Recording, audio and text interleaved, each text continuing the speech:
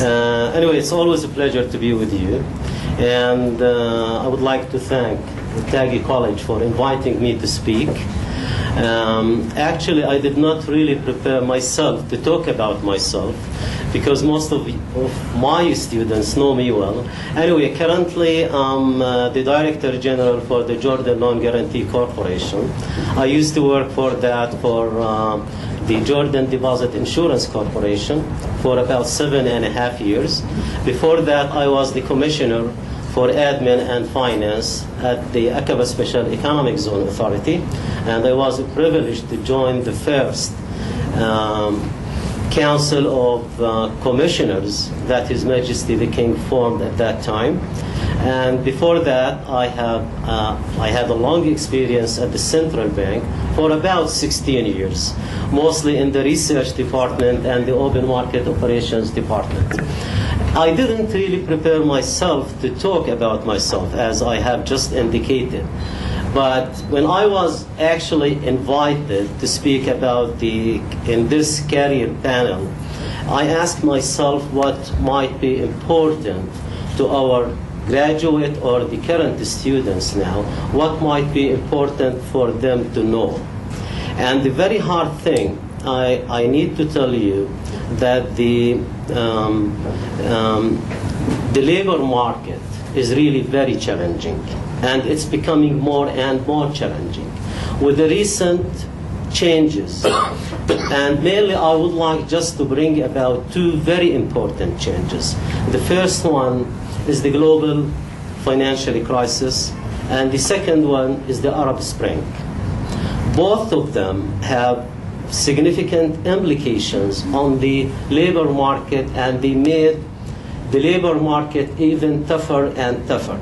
Without knowing how the economic machine works, I don't really to go and discuss that in details, but the job opportunities in the markets in general are getting less and less, and the competition is getting tougher and tougher. And the employers are getting more and more, are becoming more and more selective. The statistics in general do not support the idea of going easy about going and selecting the place to work in.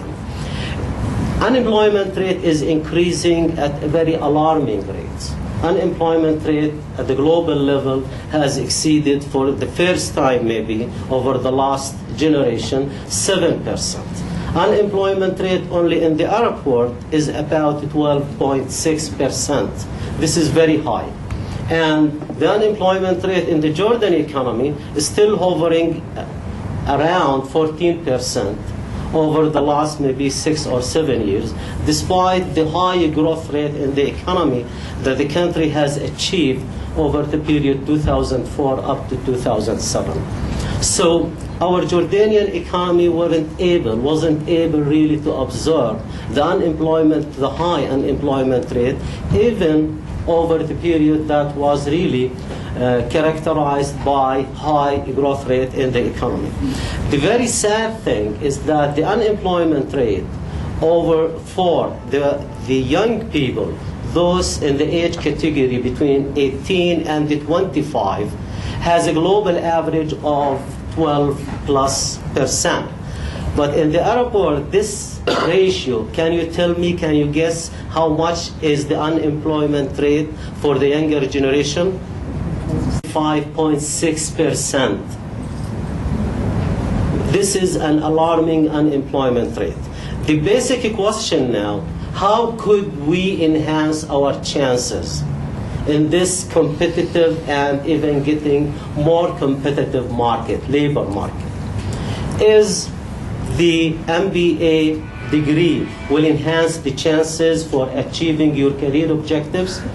I believe the answer is yes. But if you do it the right way in the right place. What the market might need?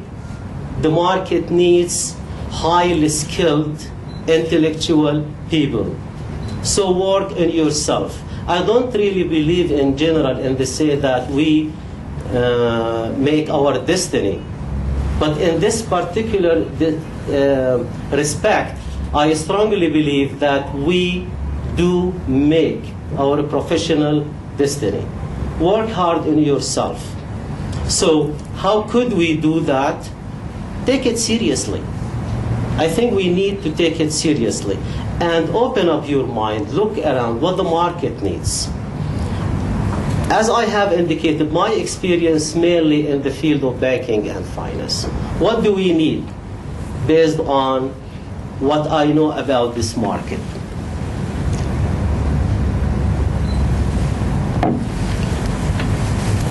Basically, in the area of investment, the area of finance, the area of management accounting, the areas of HR and IT areas, advanced knowledge in IT. The market needs professional people there, a lot of professional people. You can't hardly find anybody who is specialized on a credit, corporate credit in particular, in the market.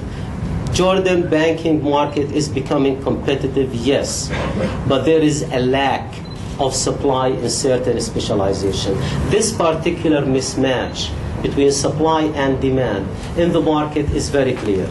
So think about diverting, think about even focusing your attention to certain areas when you really think about pursuing your future career. Now, the issue of hiring skilled people is also a challenging task for the organizations as well. Usually, the quality of the graduate in Jordan,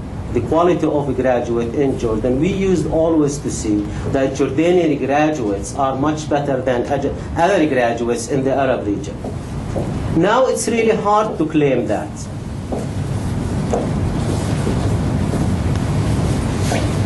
It's not about the knowledge, it's also about the skills. People that we interview usually lack basic skills. I'm sorry to say that. What are the basic skills? On the top of that, communications. And the first item when we talk about communications, writing skills. We enter our first degree in the school to learn how to read and write. And we do our PhDs to know how to read and write. People who have a degree, master or even bachelor degree, and by the word master, they are supposed to master what they do. But they don't master the basic skills, communication skills. Writing skills are getting weaker and weaker in both languages. Why? I can't answer. If we ask any newly hired employee to write a memo like 3 or 4 lines, either in Arabic or in English, the reading of their writing tells us a lot. People don't know yet how to read and write despite having a degree. I would like just to go to the floor and ask you why people don't know how to write yet. So we're talking about skill set. The first type of skills, the communication skills. First line of these communication skills, the writing skills. Now, communication other than the writing skills, what do you have? Presentation skills. Do they know how to present themselves? Do you know how to do they know how to defend their views if they do believe in? Also, we have a problem there. It's about communication skills in general, presentation skills, writing skills, all of these types of skills, there is a clear lack on that. Why do you think, and I need to listen from you, why do you think we have this as a serious problem when it comes to the skill set that we expect from the graduates? I think the old-fashioned education, we used to have one-way communication. Teacher give you the information and you receive it and memorize it. So we don't give the students the right chance to improve their writing skills. I expect I'm from the old generation because I'm over 30. So still, this is what I feel. I don't know if the youngest have different story about it. You're still young though. Any other reviews? I think maybe study philosophy anymore in our school. We need to study philosophy. We do touch on the epistemology, though, when we talk about research methodology. Any other views? I do believe that we currently debate heavily on technology. For example, when we do so it has, let's say, that autocorrection or the dictionary, okay, the auto dictionary. So we just write it however we write it, and the autocorrection will correct it for us. Mm-hmm. And this, I believe, has affected our dictation a lot. Could be. So, but we can't really blame it all on the schools and the teachers. Believe me, don't keep blaming the schools and the teachers. I think that sometimes we need to blame parents as well, because they don't help their children to get to read, to know better about things, and they don't really engage them into the education, because it's much easier for them to help them in their homeworks instead of letting them do it themselves. Oh, thank you, Han. Can those who want to speak stand up so that we can recognize? Casey, same Same point. question, so Same point. same point. The parents, okay. The parents, Who's next? school teachers, They could- university professors, but Question nothing here. related to the Can we get students. this here? Stand up, we said, so that they can get to use the microphone. Hold on for a second. There's a gap between community, school, my family in the learning process. It must be continuous. Continuous learning process. Maybe the last one here about Last this question point. over there. To what's called the lack of vocabulary reservoir for the employee himself to better express his idea and statement. Could be. Yeah, sorry. The second point are very important for success. Also, when we interview people, when we talk to people, they do not know how to express themselves freely. Oral presentation skills, they lack the oral presentation skills. I will not ask you why they lack. It could be the same set of answers about these skills. The other type of skills that I would like to bring to your attention is the analytical skills. Analytical skills are very, very important. People do not have sufficient enough analytical skills. They do the things the way you tell them to do, because the analytical skills are very important for innovation. Very important for innovation. The so-called lateral thinking. People who can really manage to think outside the box. People who can really know how to analyze things and bring about new ideas, new thoughts, new ways of doing things. Because the improvement in the work starts here. I have a question. Sure, sir. We're talking about career sessions. How do you identify those skills among the applicants? Okay, two important things. The first thing we read is the CV, and the CV doesn't tell the whole story. Do you all agree? Yes. The second important thing is the job interview. Usually we select a committee and we screen people in two stages. The first stage it's going to be at that basic technical level, more of a specialized interview by specialized people. So when we set or we agree on the set of the questions that the committee should ask the people, we make sure that we do not ask them textbook style questions, textbook type questions. Okay, we want to see if the person has enough skills, particularly both sides. Is he or is she self-confident?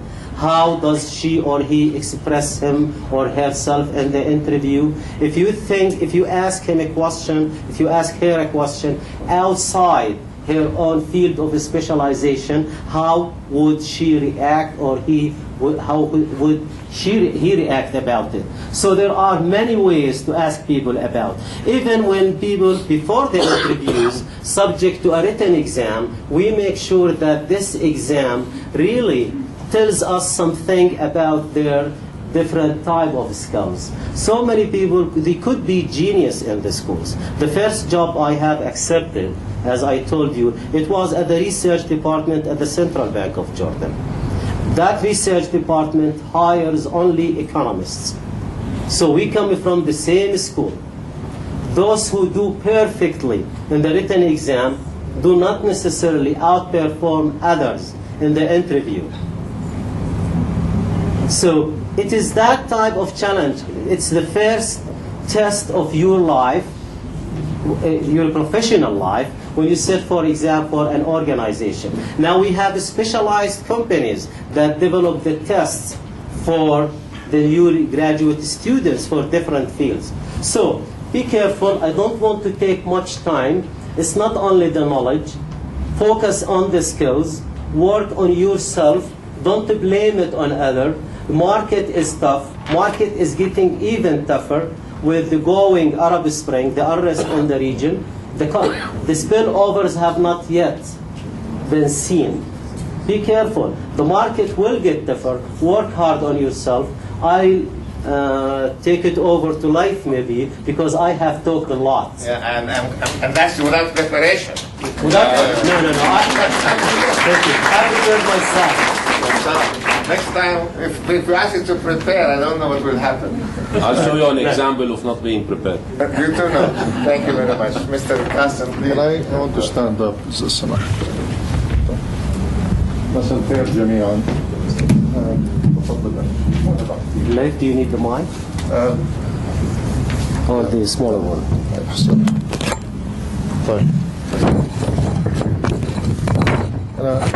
I'm very happy to be here.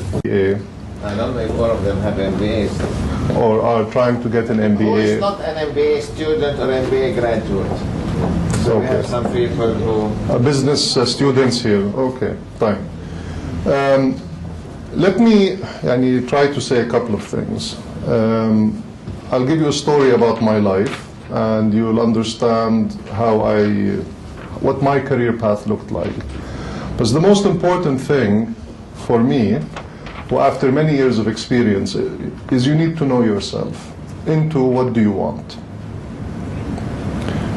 People will not design career paths for you. You have to build the life that you want.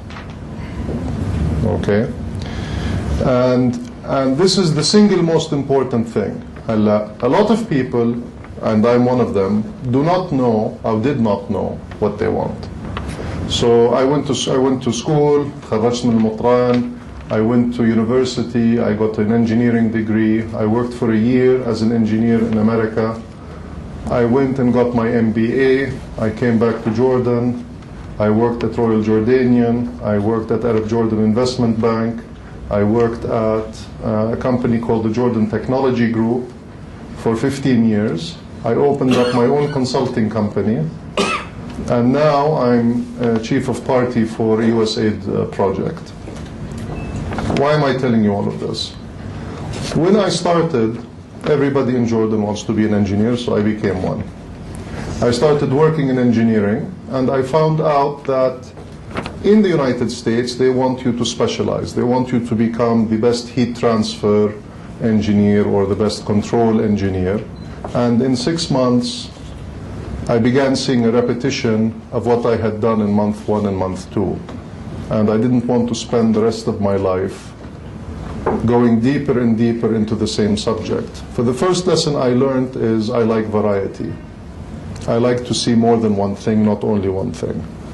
So I went and got a master's in business, which is a general degree. I learned about marketing, I learned about finance, I learned about investment, I learned about HR, about organizational behavior.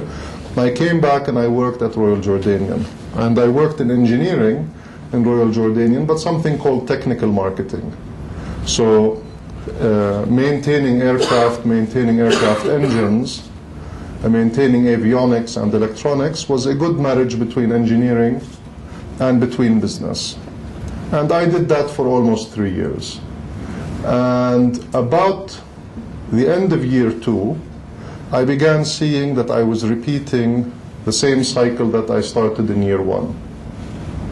And so I began getting bored very quickly, and I said, I need to change. So I changed, since I had an MBA and that my concentration was in fact in finance and investments, I went to work for a bank. And I thought that investing in the stock market would be very exciting, and that you could learn how to make lots of money, and these all seemed to be interesting things for me. About month 4, while I was in the bank, I began seeing a repetition of month 1. And I didn't leave immediately. I said it's not good on your CV to show that you've only been in one place for 2 months or 6 months. You should usually make sure that you're there for at least a year. This is my opinion. And when I left there, I was attracted to a company called the Jordan Technology Group, where I stayed for 15 years. And it took 12 years in that company for me to see a repetition.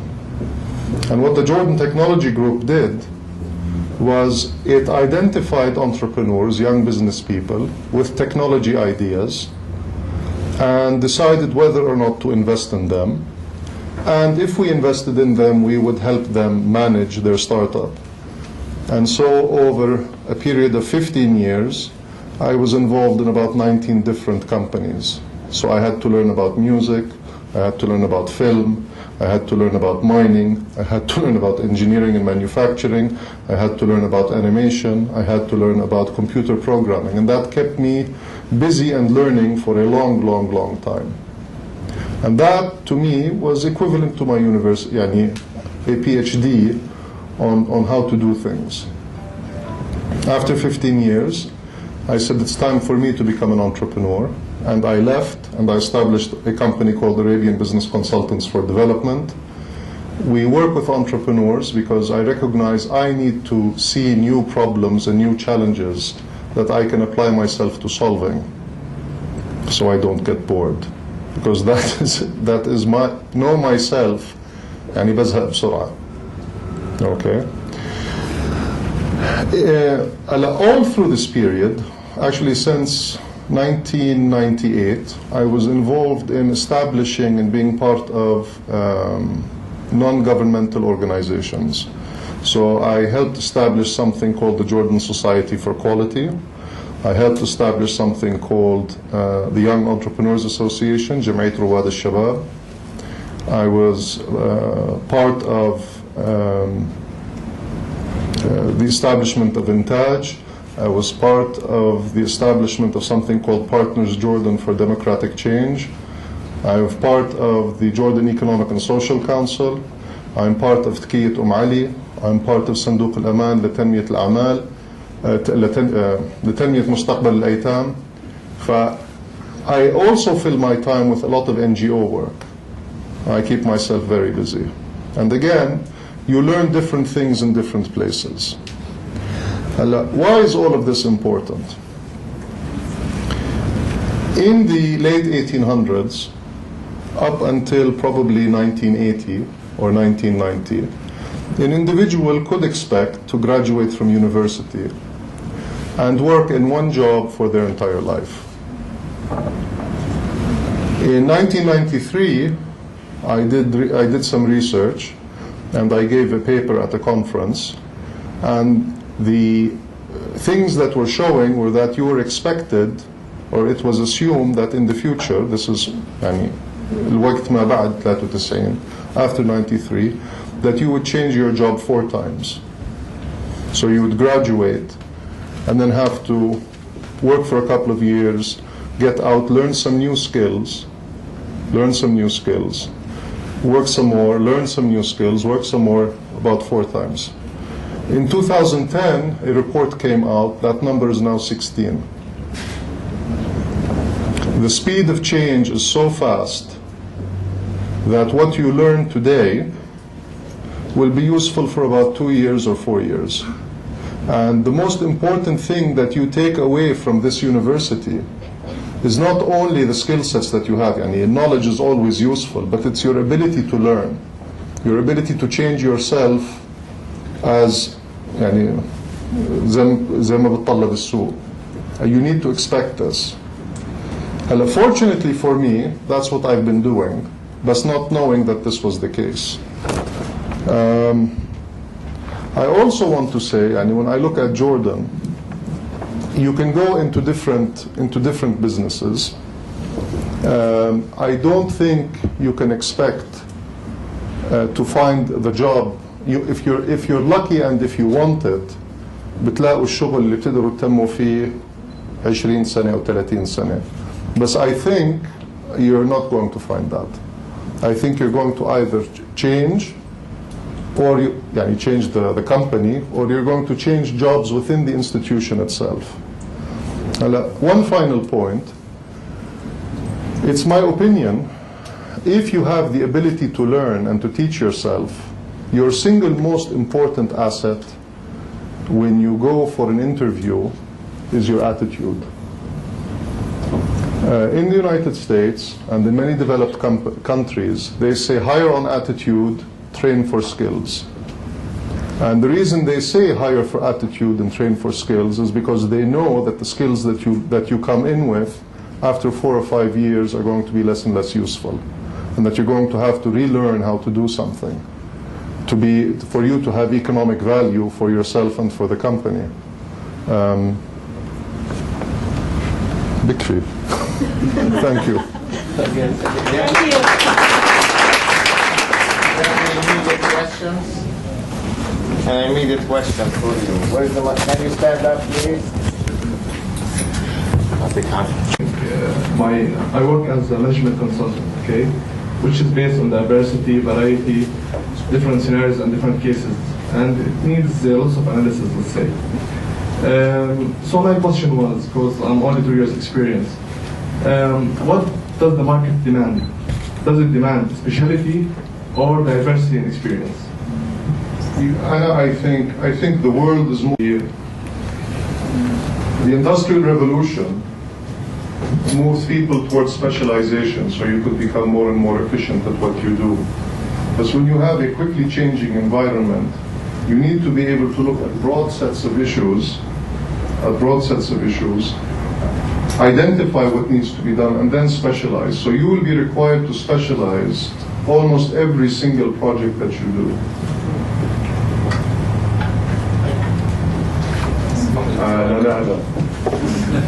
أنا ومروان اشتغلنا مع بعض. I expect this question. No. Every time I come with new things. Like I have a question, which is, if we segment the market into large enterprises and small and medium enterprises, where do we expect to find more opportunities in the future? The small and medium or on the large? بالأردن 96 or 97% of companies are small and medium enterprises. So there are maybe 100,000 registered companies. There are 3,000 large companies, and there are 97,000 small and medium companies. Another thing, I was at the World Economic Forum. Growth in Jordan is not going to come from the big companies. Growth is going to come from the small and medium companies. And there's something that I'll share with you that I think is very important. There is a huge need for professional management. There is a huge need. So I don't, مش خايف عليكم. This is one. And the main thing is that the small and medium companies, they are mostly run by technical people. An engineer starts something, a computer program starts something, an electrician starts something. They have no knowledge of HR, they have no knowledge of finance and accounting, they have no knowledge of marketing, they have no knowledge of organizational behavior. If you do not know these things, you cannot grow your company beyond your span of control as an entrepreneur. إذا أنا الريادي أو المبدع وبأسس شركة والشيء الوحيد اللي بعرفه هو الهندسة، كل القرارات بالشركة عندي بتصفي قراري أنا. لا يمكن شركة تكبر إذا أنا الديسيجن ميكر لوحدي. أنا بصفي عنق الزجاجة. أنتوا كلكم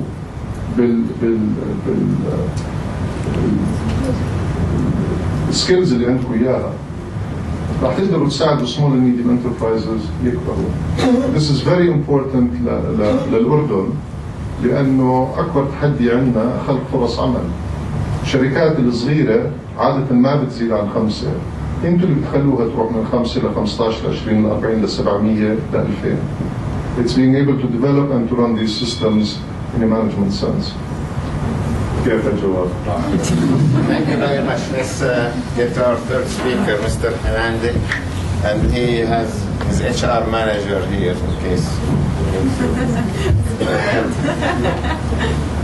Good evening, everybody, and you'll have to excuse me for my voice. I just ran out of a flu, so this is not my real voice. It's clear, don't worry.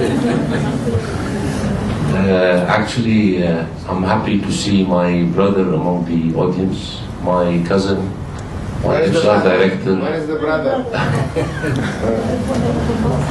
Our HR director and most important, my professor at the university.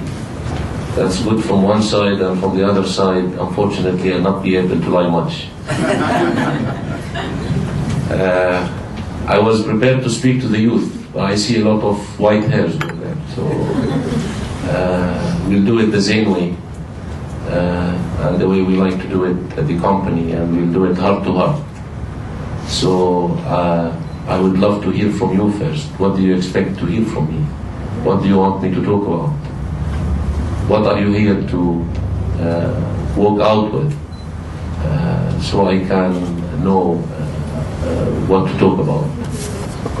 So go ahead, shoot. So you turn the tables around. Yeah. Okay, questions. And that's, by the way, our way. That's the way we like it. Okay, those who have Zain subscriptions, let's have questions. What do you expect from this career session? You want a job at Zain? So what does it take to get a job at Zain? You can apply online. So easy. You apply online and we check it out, and then we call you, we meet you, we like you, we hire you. How many openings do you have each year? For good people, we always have an opening. For stars, we surely have an opening. I need to see the CV. Can I know the quality department in telecommunication company, how it's look, what the requirement for quality in this type of industry? Sorry, can you ask your question again? I am an MBA in quality. I am an MBA in quality. The telecommunication industry is very, my life, it changed a lot like this. So what requirement for the quality people to work in like this industry? We have a big quality department, and for us quality is part of each and everybody's life at Zain. We believe that quality is in everything that we do. Other than the quality that you are used to or what you have been studying about quality all the time, for us we have our own definition of quality, because with telecommunication you deal with people and you're offering service, and the only differential factor that you have is the quality of your services and the quality of the people you have in the company and the way they conduct business, and it has to all go it has to all meet the expectation of our customers. So it is important, it's vital for the success of our business. It's a question that we ask to ourselves every single day: are we meeting our quality standards or not? And we have a team who actually conduct the continuous audits and alert us if we are deviating from our roadmap. I want to ask a question. Can you tell the audience your career path yourself? How did you get to where you are today? Actually, just to differentiate myself, because at Zain we say always be different. I wanted to be an engineer all the time. I started working with my father at the workshop at the age of 14. But my grade at the high school was not enough to go to an engineering, to do an engineer. So with the acceptance program we have in this country, I ended up studying banking and finance at University. I would say that at the first year I was not so happy about it. But slowly, when I failed the first time, I did 12 hours at the first semester, 12 hours on the second semester, and I thought that if I fail, my father will send me to the US to study engineering. And then in the summer course, that was the first time I take courses that are related to what I'm studying, and I failed both. So I got 35 in both of them. Actually, in one of them I was not supposed to sit for the final. And that maybe shocked me, because I'm not used to that. And I decided to work harder. So I finished within 3.5 years. I managed to improve my grades at university. And being a banking and finance graduate, I applied to all banks in Jordan. And then I got a job offer at Aramex as a cashier. So I decided to take the first opportunity that comes in my way. And I joined Aramex as a cashier back in 1994. The only thing that I like about when I look back into my career is that I enjoyed every single minute of it. I always made the difference, and I never allowed the position to make the difference for me. I was a cashier, and I was so happy being a cashier, and I was so proud doing it, and people noticed that. So they decided to move me from being a cashier to being a senior accountant in 3-4 months, because I do things with joy. And then from there I started taking the challenge one after the other. I ended up as a financial controller after 8 years, and then I decided enough is enough. I don't want to be a finance person. I want to do business. So I went to Mr. Ghandour and I said, please take me out of finance. I want to be a business manager. I'm willing to take the risk. If you are willing to take the risk, and send me there. So accordingly, I went to Sri Lanka. New career, new country. A place where for the first time I lived in a non-Arabic speaking country. And first year was so difficult, I had to suffer. I'm a financial person, too aggressive. I'm not a salesman, I'm not a business manager. So I decided to just make it, just do it, as Mr. Nike says. So the first year was so difficult. At the point of time, I wanted to run away. I had a good leader. He said, the first one is yours, the second is ours. So he said, we'll compare your first year to your second year. So I was happy, I continued. And we made the difference on the second year and the third year.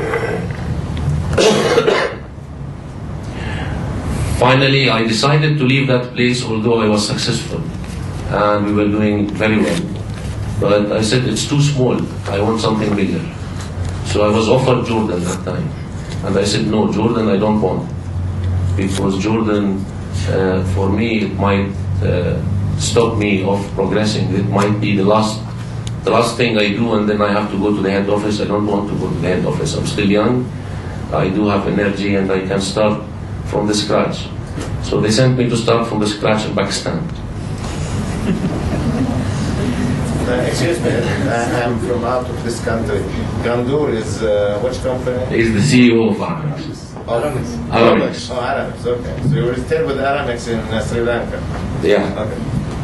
So I joined Pakistan for a year. It was an excellent learning experience. I like it. And the funny thing happened to me in Pakistan. I was staying at hotels, and then I went to one guy and I said, listen, I'm fed up staying at hotels. I want to stay at a house. Can you find me a house with no water, electricity, or security problem? And then he looked at me and he said, sir, you have to give up at least one. So that was a tough decision, but I gave up electricity because we can buy a generator. And then from there, I actually reached a stage where I said, my God, 12 years at Aramix. Is it hello effect? Or did I work so hard? So at the point of time, I decided enough is enough again. I want to try something new. I want to go out of here. They like me, so wherever I go, if I fail, I'll come back. Mr. Gandour will take me back to Aramix. So I decided to quit, and before I find a job, because I have to do a long notice period, I did my notice period, and then luckily I got an offer in Kuwait, and that was to start really from the scratch. And at that time I realized starting my career with a well-established company with all the challenges we had is so easy. Starting something from the scratch is so difficult. I realized that I had to learn so many things. I had to work so hard, spend so long hours. And thanks God, we made it. The startup transformed into a company of 450 employees, 7 branches across the region. We had our failures, we had our success, but all in all, I'm satisfied, I'm happy. And then I decided, I got so much emotionally attached to the company, so I decided again, enough is enough, and I need to go. At that time, I got an offer to work at Zain Sudan as a CFO. And frankly speaking, yes, I wanted to go back to finance for a while, because in finance, who makes profit, we give them a big round of applause, and who makes losses, we are the people who are sitting on their shoulders. So it's so easy. So I decided to go to Sudan and work as a CFO. Again, another good experience. Excellent country, big company. Zain Sudan is like 4 times the size of Zain Jordan. And I would love to say here, to be fair with my friends and colleagues in Sudan. In Sudan we do over $1 billion in revenues, and we do over $500 million in profit, and we are only 1,170 employees, so they are not lazy at all, because in Jordan we are 25% of that in terms of numbers, and we have more employees. So the number of employees doesn't make the big difference, and the people in Sudan, where I learned so much from them, I owe them a big thank you, and I always try to express that wherever I go. And then finally, and this is one of the key success factors that you need to have in your life, is to be at the right time, at the right place at the right time. So there was a change in Jordan, and they were looking for somebody to take over in Jordan, and I was there. So when they were just discussing who is going to go to Jordan, apparently I knocked the door and they walked in to say hello. So they said, yeah, it's him. Being a Jordanian, people think that coming to Zain Jordan is a privilege. Yeah, I have to agree, the position is so good. It includes so much of power and authority, and being CEO for one of the companies that is actually contributing more than 5 to 6% to the total GDP of the country, and with a big number of people, more than 1,200 employees working for Zain on a direct contracts, and around 300 to 400 working on an indirect contracts. It's a responsibility, because here I believe I'm responsible for a big number of people, so many families. I have my responsibility towards the investors of the company, and at the same time I have my responsibility towards the country that I love so much. And I have been away from Jordan for 14 years, and I believe I always, at certain points of time, especially when I hear the song of, what's his name, Faris Karam, was talking about الغربة and how difficult it is. How emotional. So when I heard that song, I think deep inside I decided, I want to be back. So thanks God, I got the chance to be back. And I'm here. I'm working so hard again.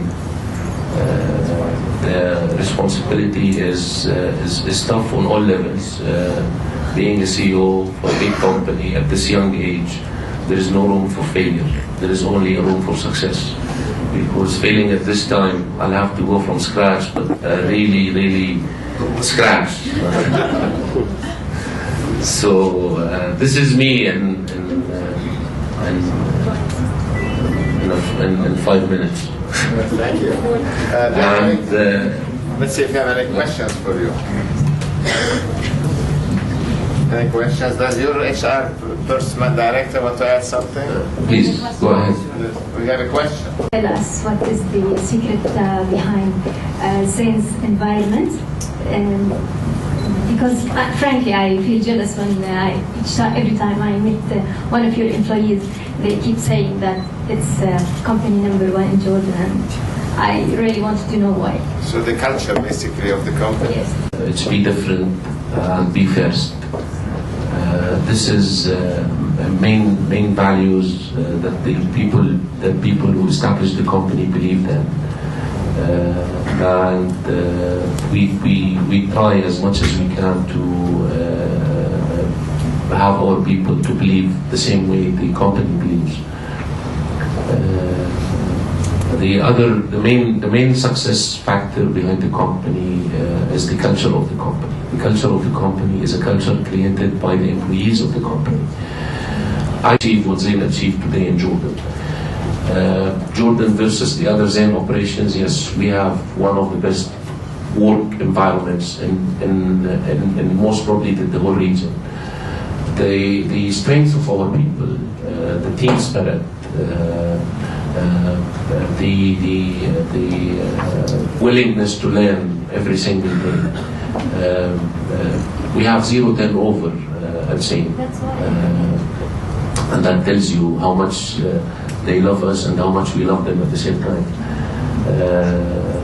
But I believe it is, in my opinion, it's the people who did it.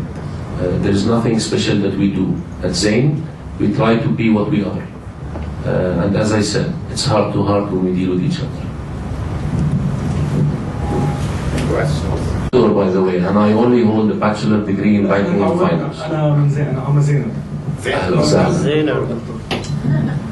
يصير أول شيء أسألك سؤال بس بدي أجاوب على السؤال الأول كمان. هلا Can you speak in English? Yes, of course. In Zain as a Zainers. We are يعني at Zain. Is this in the dictionary? Zainers. إحنا هيك Zainers. We're a whole family. We're a big family. We support each other. And whenever something happens, I can make sure that there's someone behind my back, taking care of me, looking after me, like the HR department, the special. How are you? And the CEO, I want to thank you for the new commission formula. Good job. Now I know where you work.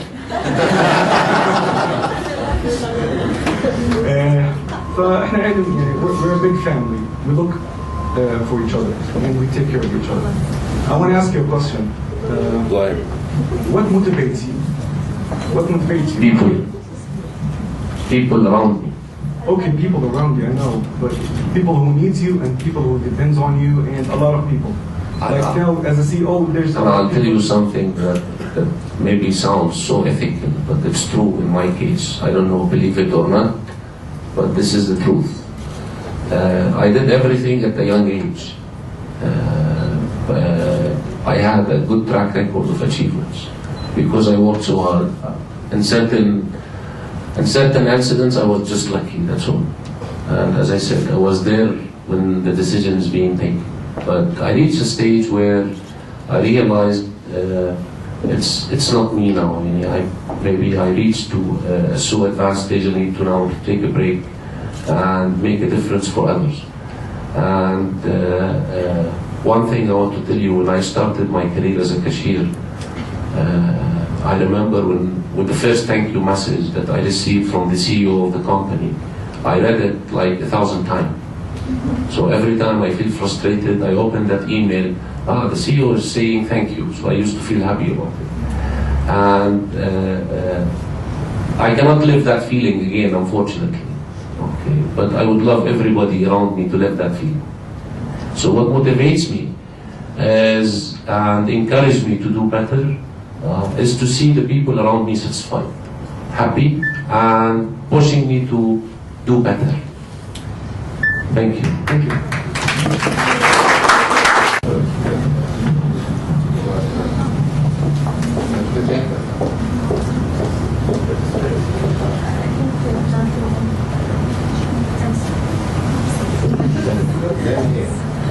Hello, my name is Mahmoud Salah.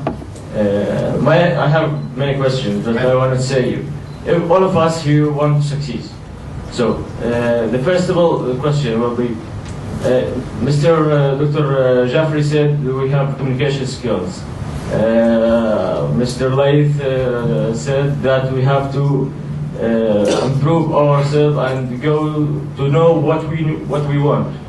And you going to love people and you have interest to work with people.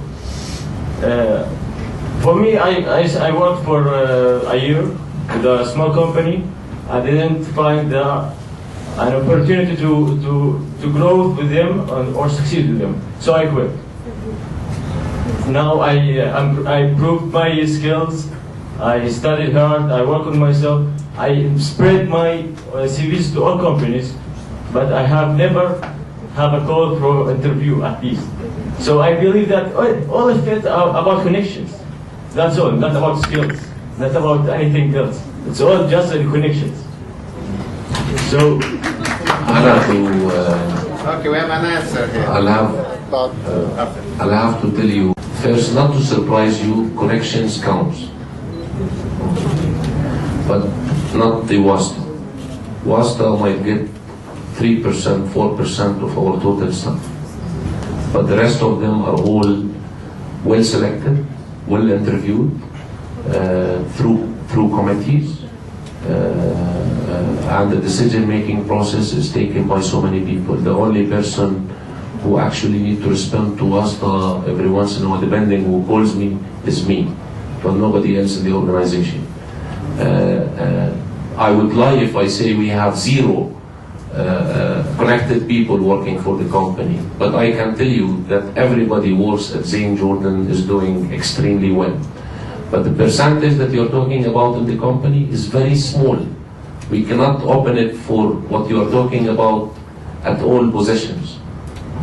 What we have at Zain is 95% people who applied and selected through the proper channels. That's as far as I know, at least, unless the HR is doing something that I don't know about. Okay, another answer here. There are two things you need to know.